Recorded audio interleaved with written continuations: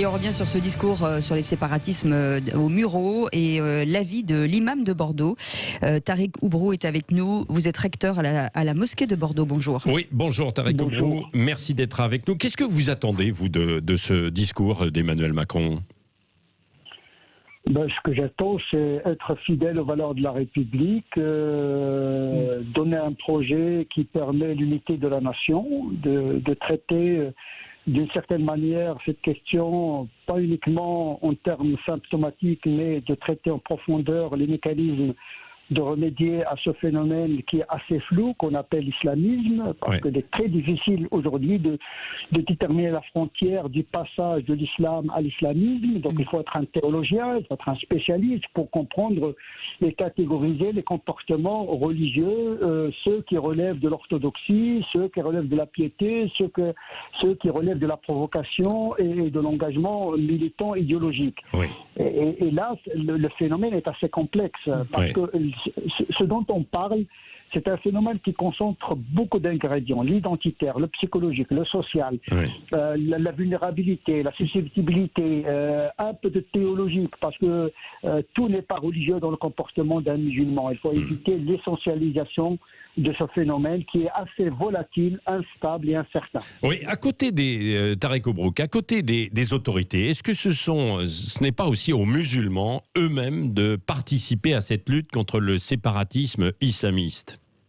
Oui, ce fléau, le fait de le combattre incombe en premier lieu aux religieux, parce qu'on attribue un certain nombre de comportements à la religion. C'est aux imams, aux théologiens, aux docteurs de la loi religieuse de faire un travail fondamental sur les pratiques. Il y a un retard historique quant à la production intellectuelle d'une théologie en phase avec la modernité en général et la condition laïque française.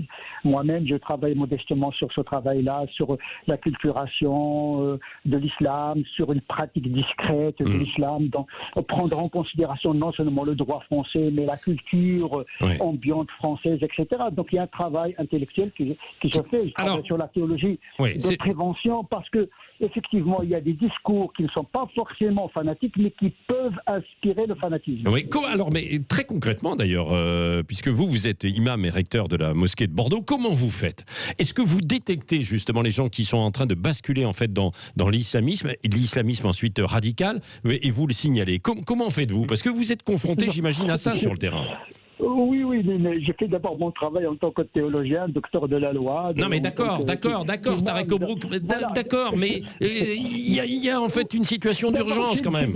C'est déjà un travail assez considérable de travailler sur un discours qui prévient justement les dérives sectaires, et voilà, c'est déjà de la prévention. Et puis, en même temps, il faut prévenir. Moi-même, quand même, ça fait 40 ans que je suis dans cette communauté. Je connais un petit peu les formes des pratiques. Moi-même, je suis passé par des mouvements islamistes, etc., etc. Donc, je connais intellectuellement, par l'expérience, ces formes de religiosité. Et donc, il y a beaucoup de psychologie. Parfois, il n'a pas d'emprise sur des délinquants, sur des... Non, mais d'accord, mais Tariq Oubrou, en fait, vous ne répondez pas à ma question. Ma question, c'est est-ce que autour de vous, vous êtes, entre guillemets, équipés avec des gens qui sont musulmans pour pouvoir aller détecter et faire la chasse, entre guillemets, aux gens qui deviennent radicaux. C'est ça la question. Si vous voulez faire le ménage, c'est ce qu'il faut faire. Est-ce que vous vous rendez compte de votre question ? Moi, je suis pas policier, je ne suis pas renseignement généraux. Mais non, mais vous ne pouvez pas me dire, Tariq Oubrou. Poursuivre les délinquants et les voyous, les terroristes, ce n'est pas le travail d'un théologien. D'ailleurs, les gens connaissant mon discours, vous vous rendez compte, ils ne vont pas se livrer à un imam qui prône l'intégration, qui défend les valeurs de la République. On n'a pas d'emprise sur une catégorie de gens qui vivent à la périphérie déjà de la communauté musulmane. Vous ne pouvez pas les toucher, c'est ce que vous me dites en fait. Mais ils sont plus dans le virtuel que dans le réel. Aujourd'hui, on est passé d'une communauté collective et physique a une communauté connective et virtuelle. Ouais. Et donc, le virtuel a complètement changé notre rapport à la diffusion du discours religieux. Ouais.